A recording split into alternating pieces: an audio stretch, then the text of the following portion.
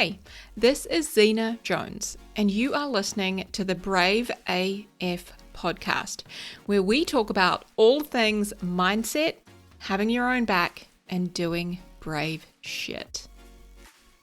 Hello, my friends. Welcome back to the Navigating Adult ADHD podcast. Okay, fellow ADHDers, this is a topic very close to my heart, and that is shame. We probably could have talked about it in episode 1, but here we are, episode number 7. So shame is the feeling that we are not good enough, that we are flawed, and that we don't measure up to some idealistic standard. And for those of us with ADHD, it is that we don't measure up to the neurotypical people. So we often experience shame when we interrupt someone and we talk over them, or when we have someone turn up and our place is a mess, or when we have said that we're going to have something finished, we'll have our project finished, and yet it's still not done. And in fact, we're actually really stuck and we've just stopped working on it altogether. There's the shame that we feel when we forget someone's name only minutes after meeting them. Or when we walk into a room only to think, what the hell am I in here for? Like, what was I doing? Maybe I need to get my head checked. What's wrong with me?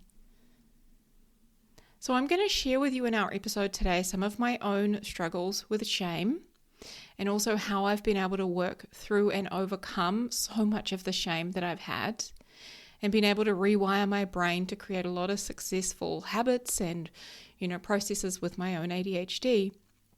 But I also want to state that I'm not immune from shame. Everyone on the planet experiences shame. Okay, I still work through it, and I hope that I can share today some of the tools and the ways in which I have done that to help you let go of some of the shame that you experience. Okay. So as ADHDers, we often think that we should be able to function the same as neurotypical people, the people without ADHD. And we hold ourselves to those standards, to the same standards of neurotypical people. Now, I think of this so much like we're running this 10-mile horse race, okay? Except everyone else is on a horse and we're on foot. We're running on foot.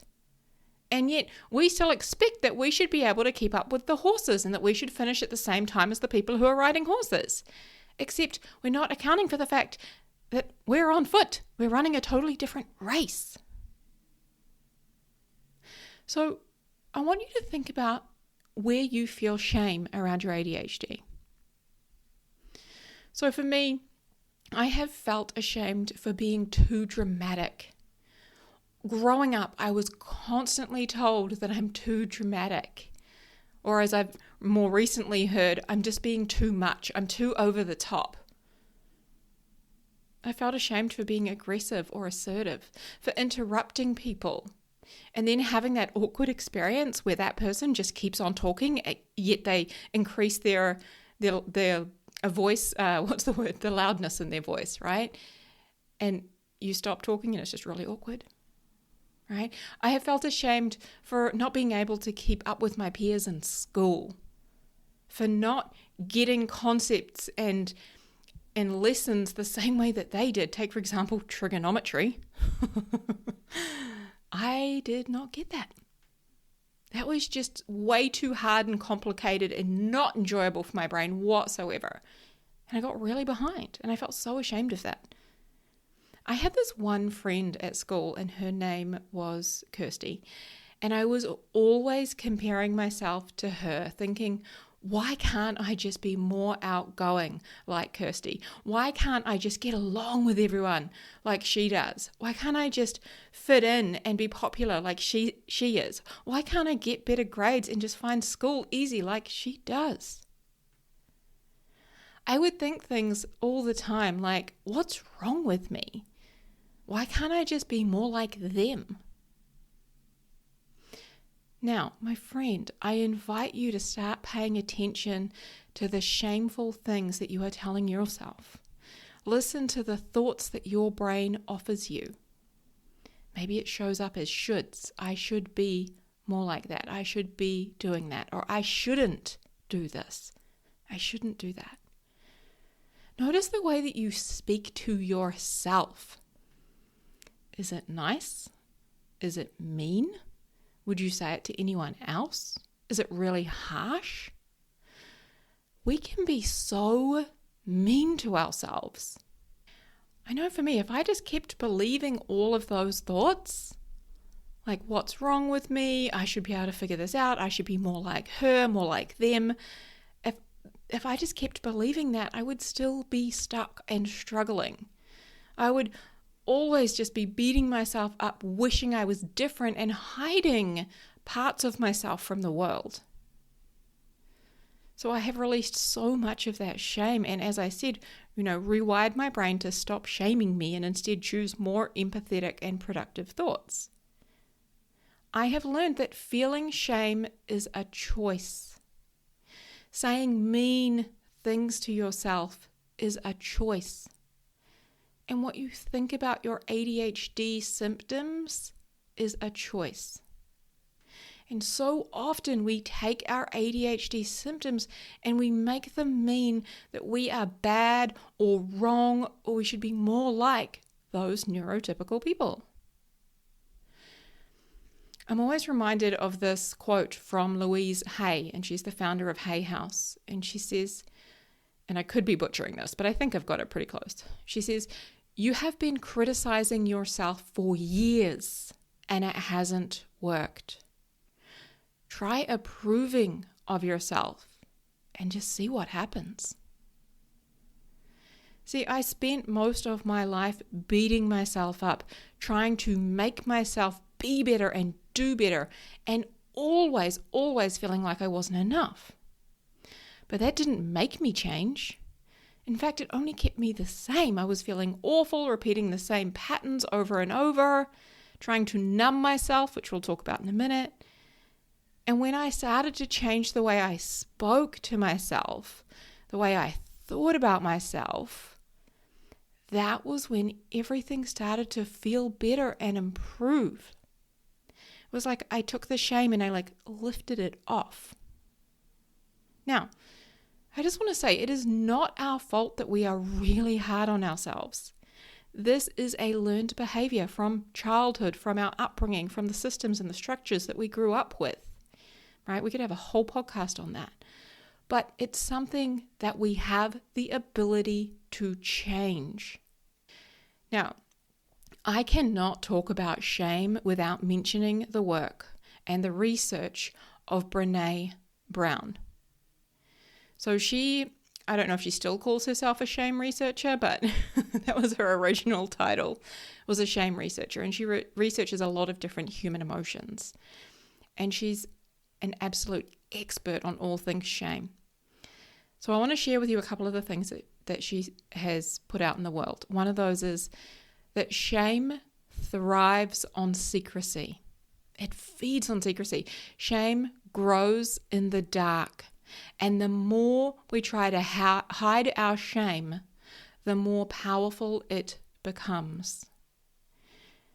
She encourages people to talk about their shame with someone they trust to help diffuse its power. Now, yes, talking about with someone you trust is definitely an incredible way to help with shame, and I have a person in my life that I'll often do that with. We send voice notes back and forth, and it's a beautiful relationship. But I also want to offer that being able to witness your own thoughts and the scroll, I call it the thought scroll, going on in your head, being able to see that gives you the ability to change it, which you're going to talk a little bit more about in a minute, okay? Brené also talks about how shame is highly correlated with addiction, okay? So shame is linked to addiction, whether it's addiction to drugs, alcohol, sex, Netflix, binging on food, all of those things. It can be a powerful trigger for addictive behavior. Now, there is also a lot of research out there that talks about how those of us with ADHD can have or be highly addictive in our personality and our traits as well. Okay, so I'm not going to go too much into that. But I often think of it when she talks about it as like addiction. What I have observed with myself and with many of my clients is like we go to numbing behaviors to numb the pain of feeling ashamed.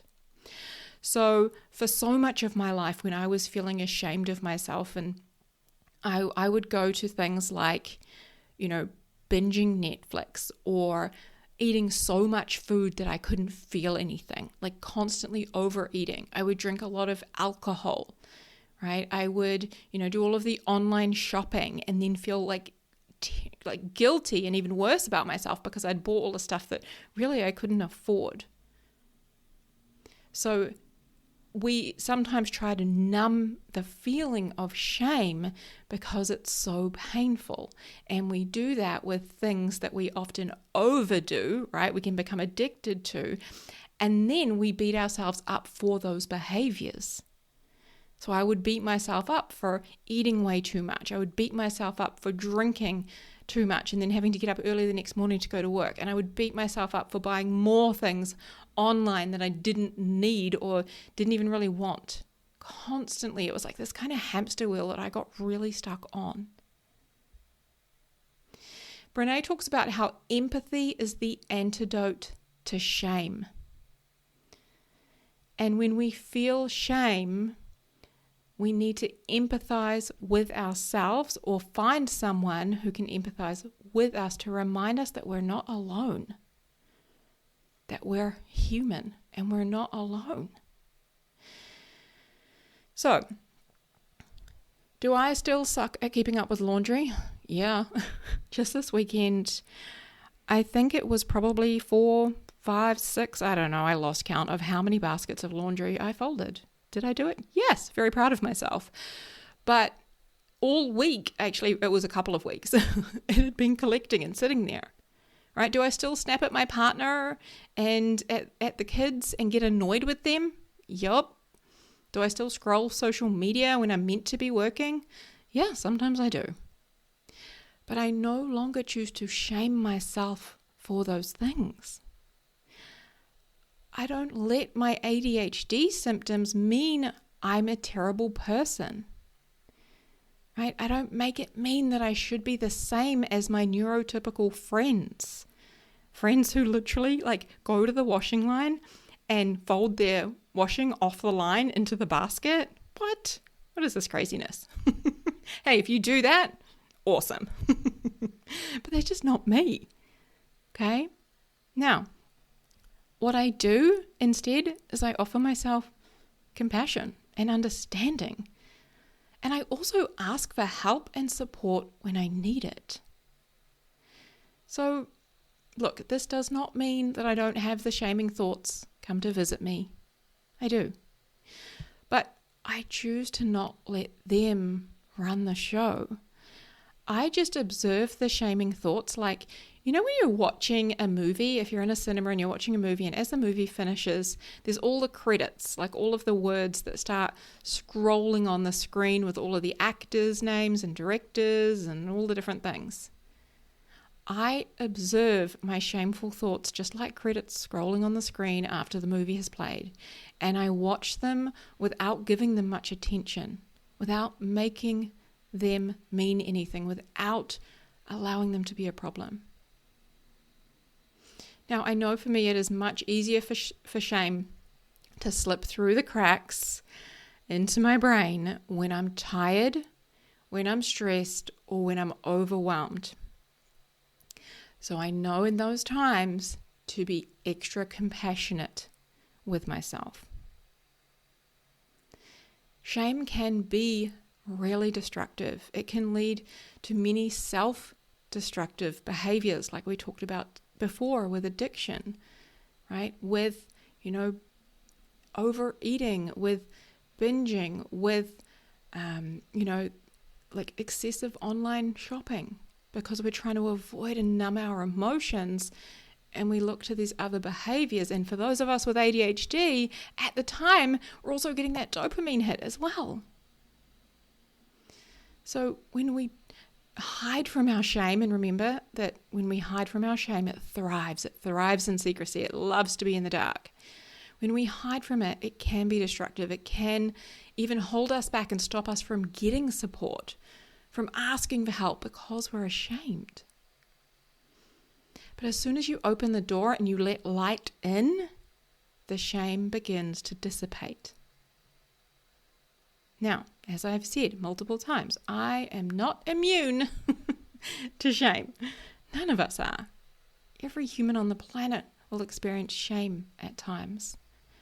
But instead of letting it ruin my whole day, instead of choosing my previously destructive thoughts and the numbing behaviors, I choose to question the thoughts that make me feel shame.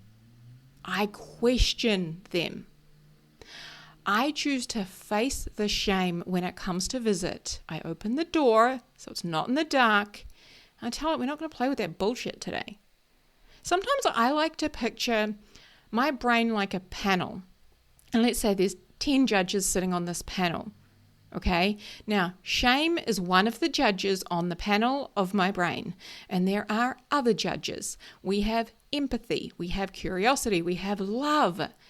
And I get to choose which of those judges I listen to. All right, my friends, if this resonated with you, this episode, please leave a review. Please help other ADHDers to find this podcast. All right, huge love, my friends. I'll talk to you soon. Hey, if you enjoyed listening to this podcast, then you are going to love being coached by me. We are going to solve your specific challenges and set you up with the mindset tools that you need to have your own back and do brave shit in your life. Just head over to my website, zenajones.com, to sign up.